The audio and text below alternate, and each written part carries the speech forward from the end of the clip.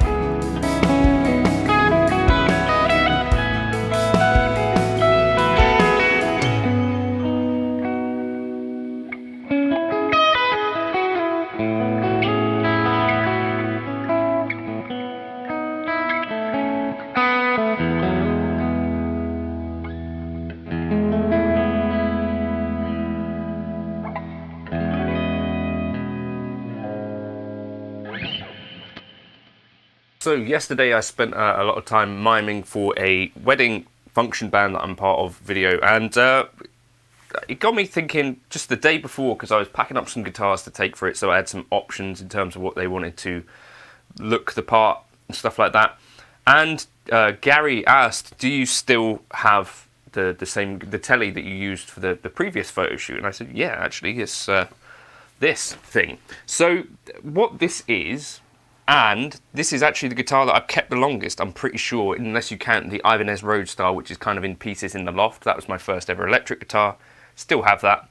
But yeah, this thing, essentially, yeah, I just wanted to do a video about it, because I think there's a certain magic to the idea of a parts caster, and yeah, I just wanted to explore that a little bit. So I built this in 2015.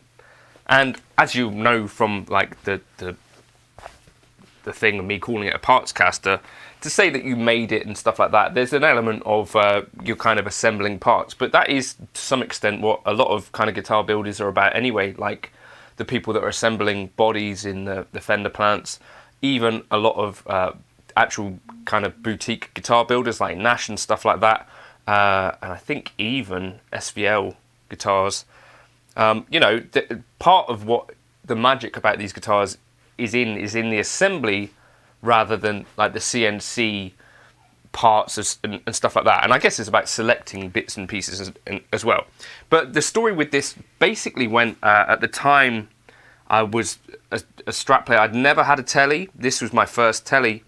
Maybe I could call the video that as well. So I kind of was looking around on eBay at the time, and I found this body on there. I've done a video on this, and it had this little kind of routing, would it be, yeah, it is a route, isn't it, error here. It was on Boo Boo Guitars on eBay, if you're, you know, looking for, I don't know if they still do this sort of thing, but it's a 3-piece Swamp Ash telly body, And then the neck came from Mighty Mite, and it's kind of a slim, sort of not unlike like a Squire CV type shape.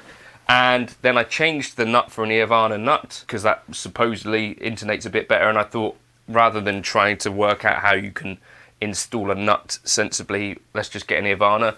And yeah, some basic vintage style tuners and a 6-piece saddle, and then I think this was again just a 1-piece deal, and I got my buddy Chris, Dr. Elphick, to wire in these K-line pickups. Before these pickups I had in Tone Riders, so it was very much like a budget build, but I do actually think that it's standing up pretty well. Of course now these are, you know, pretty decent pickups in there, not cheap, but the rest of the guitar remains fairly cheap. But I played this guitar a lot. Oh, and if you're wondering about the body, so this essentially is a Swamp Ash thing. What I did was use Gecofill grain filler, kind of black, and you put that on, then you kind of scrape it off and then sand again.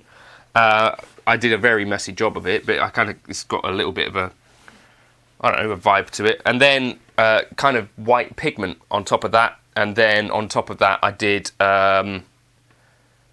basically like Danish oil, something like that. So it's yeah, very much a thing that's gonna continue to age. It obviously already looks a little bit funky. This was a bad experiment involving some sandpaper, well, not sandpaper, but the steel wool and vinegar. Whether I do that again, I'm not entirely sure.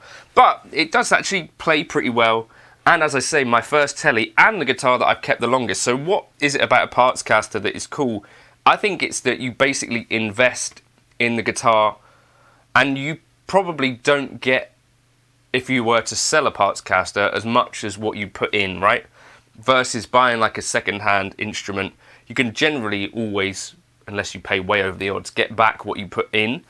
So that's kind of what's nice about buying second-hand gear, where a Partscaster is a bit less. It's kind of like you're investing in this instrument, so you better get something out of it at the end that you're happy with. Otherwise, it's kind of like not super easy to get the money back that you put in. But it also means that you spec the guitar exactly as you would like. And even I was looking on the PRS, Robin Ford had kind of posted like the specs that he changed on his signature PRS. And you think, okay, well that's kind of shows that the spec of guitar and your feeling towards guitar shouldn't necessarily be super fixed. And we maybe could consider like, well, what radius works best for me, what kind of neck shape works best for me. I know Chris, if you're watching, Butler, recently got a Warmoth neck put on one of his guitars and was super happy with it. And I think it's worth experimenting with, because sometimes the specs that you get on things off the shelf are often quite similar and quite maybe middle of the road, and maybe they don't suit you super well. And that's what's kind of nice about the Partscaster thing, is that you can kind of experiment. You could try neck shapes that you wouldn't have ordinarily tried. You can also get to figure out where the magic is in a guitar, or if there is any, or whether it is sort of a little bit of luck. Maybe it's a little bit of knowing roughly how to set up an instrument. But yeah, I think it's a real something about a Partscaster which is nice. And as I kind of talk about this, of all my guitars, this is the thing that people ask me about the most, whether it's like in person. For some reason, it seems to connect with people where they think, what is that? I've not seen a guitar like that before. Even though it's not an impressive looking guitar to me, it's kind of just like cool looking. It's like what I thought I'd like a guitar to look like. But people seem to connect with it for some reason, you know, and people ask, what is that? And it's like, oh, I made it. This is the Cordy Twatocaster. It's not neat, it's not tidy, but it is something that I put together, and I do play it. I take it out as a backup for gigs. Yeah, my first telly, the guitar that I've kept the longest. And I guess because to sell it would basically get me not what I put into it, and probably as a guitar in my collection, it has more value to me than what it would be in parts. I think I've played my biggest shows that I ever played on this guitar, like Bristol O2.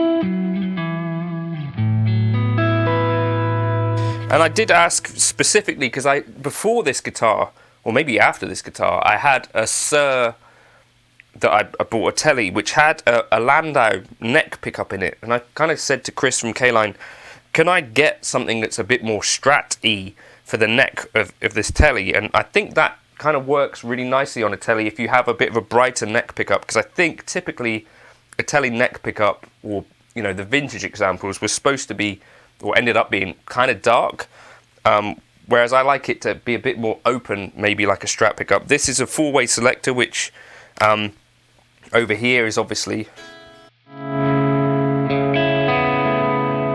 bridge,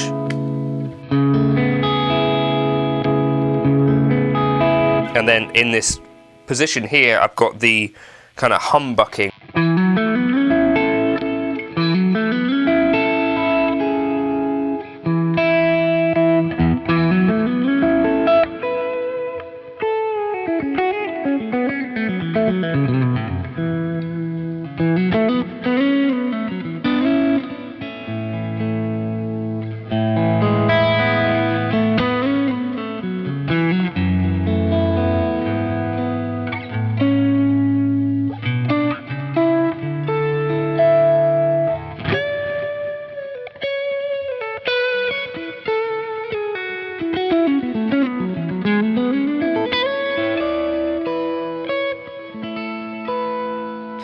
And it's strong with 11s because that neck is a bit thinner, that I like to have it maybe set up with a slightly higher action, stick some 11s on it, and it's kind of good to go. I think it's, yeah, I don't know. Let me know your thoughts on whether you've had success with a parts caster. I built 2 others, Twatocaster 2 and 3. One was the white Strat that's relatively similar to this, except I used a Warmoth neck on that, and then, can't remember where the body was from, and then I did another one which was less successful, which used a roasted maple neck. Yeah, so that one, I don't really love that guitar. Maybe worth digging out and having a look at again, but the other 2, and specifically this one, I could totally gig this thing and enjoy it. So this one, definitely a success. I think it was maybe £400 worth of parts, maybe, and if you add the K-Line pickups in, it'd be a bit more than that now. But definitely for me, this one has been worthwhile. If you've got time to stick into putting together a parts caster, I think you can end up with something that is definitely worth more than the sum of its parts to you personally, and a thing that sort of can close the door to gas a little bit and allow a guitar where you can kind of make modifications and follow your vibes on a little bit more. Let me know if you've got a parts caster that you play, your favourite parts caster players, if there are any famous stories that you know of, or people that have built their own guitars like Brian May. I don't know, I think it's a cool thing, for me at least.